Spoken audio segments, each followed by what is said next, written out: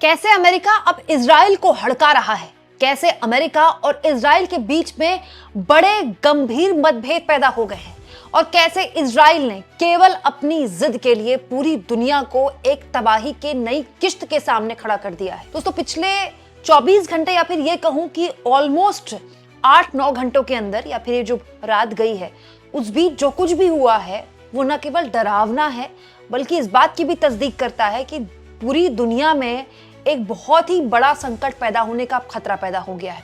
संकट न केवल तेल का, गैस का, बल्कि उसके अलावा भी एक बहुत बड़ा संकट। वो संकट कौन सा है मैं आगे आपको बताऊंगी, लेकिन उससे पहले मैं आपको बताती हूँ दोस्तों कि वो अमेरिका और इजराइल जिन्होंने इस युद्ध की शुरुआत की, जो बिल्कुल शुरुआत से एक साथ थे, अब उन दोनों के बीच में न केवल मतभेद आ गए हैं बल्कि ट्रंप खुलेआम इजराइल को धमका रहे हैं और कह रहे हैं कि अब इजराइल की तरफ से कोई भी हमला नहीं किया जाएगा। हुआ ये दोस्तों कि इजराइल ने कुछ घंटे पहले ईरान के साउथ पार्स गैस फील्ड पर हमला कर दिया। ये ईरान का बहुत बड़ा गैस फील्ड है। आप कह सकते हैं खाड़ी के नीचे मौजूद जो गैस फील्ड्स हैं उनमें दुनिया के सबसे बड़े गैस फील्ड्स में से ये एक है और ये इतना बड़ा है दोस्तों कि ये कतर और ईरान के बीच बटा हुआ है। तो जो ईरान का हिस्सा है उसको साउथ पार्स कहा जाता है और जो कतर का हिस्सा है उसको कहा जाता है नॉर्थ फील्ड।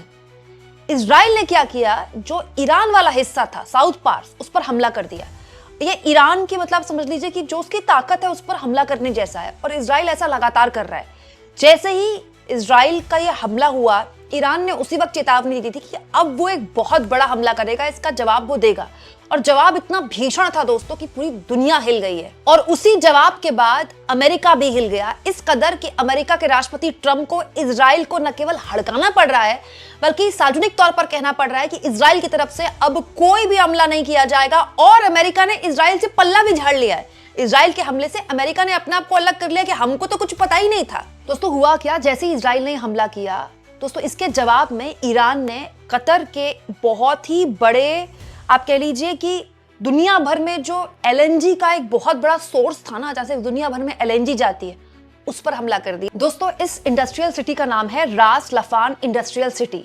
यहां पर ईरान ने हमला कर दिया और जबरदस्त तरीके से हमला किया। दोस्तों न केवल दुनिया बल्कि भारत के लिए भी ये बहुत बड़ा नुकसान है क्योंकि भारत का जो 40% गैस है ना यहीं से आता है।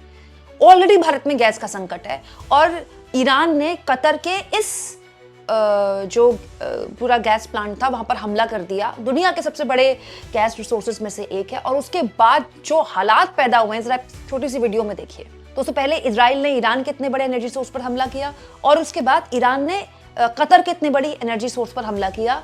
तो अमेरिका के राष्ट्रपति ट्रंप अचानक जाग गए और कहने लगे कि हमको तो पता ही नहीं है कि इजराइल ने ईरान पर इतना तगड़ा हमला क्यों कर दिया। हुआ क्या दोस्तों, जब कतर के इस एनर्जी सोर्स पर हमला हुआ तो पूरी दुनिया में हाहाकार मच गया। क्यों? क्योंकि यूरोपियन यूनियन के कई मुल्कों से यहाँ से एलएनजी जाती है, वहाँ गैस की खपत बहुत ज्यादा है, भारत में तो जाती ही जाती है। तो पूरी दुनिया ये कहने लगी कि क्या हो रहा है, इजराइल ने क्यों हमला किया ईरान के ऊपर, जिसके जवाब में उसके बाद ईरान ने कतर पर हमला कर दिया। तो राष्ट्रपति ट्रंप नींद से जागे।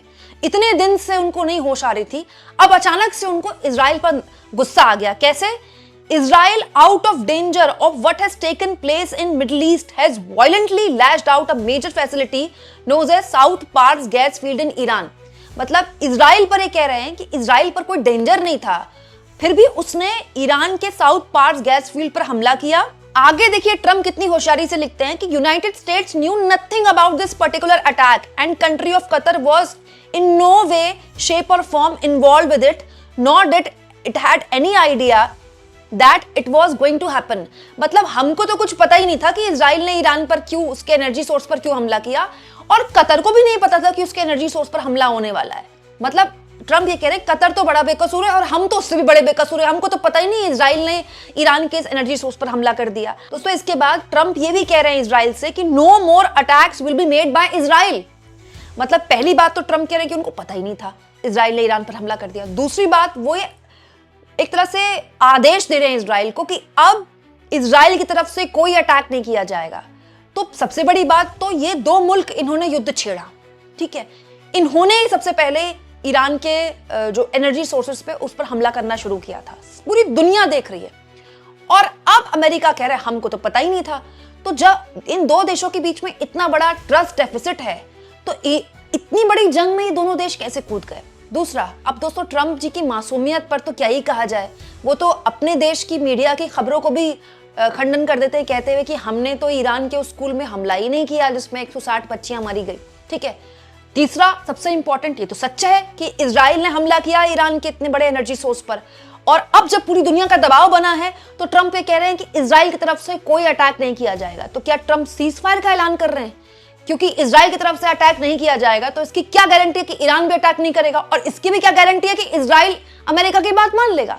क्योंकि पिछले साल जब 12 दिन का युद्ध हुआ था ईरान और इजराइल के बीच में, आपको याद होगा, जब सीज फायर हो गया था उसके बावजूद भी कुछ छुटपुट जो अटैक्स है वो इजराइल की तरफ से किए जा रहे थे, और ट्रंप नाराज हो गए थे कि हम बोल रहे हैं इजराइल को मत करो अटैक, फिर भी ये कर रहे हैं। तो तब इजराइल ने नहीं माना, तो अब क्या गारंटी है कि इजराइल मानेगा?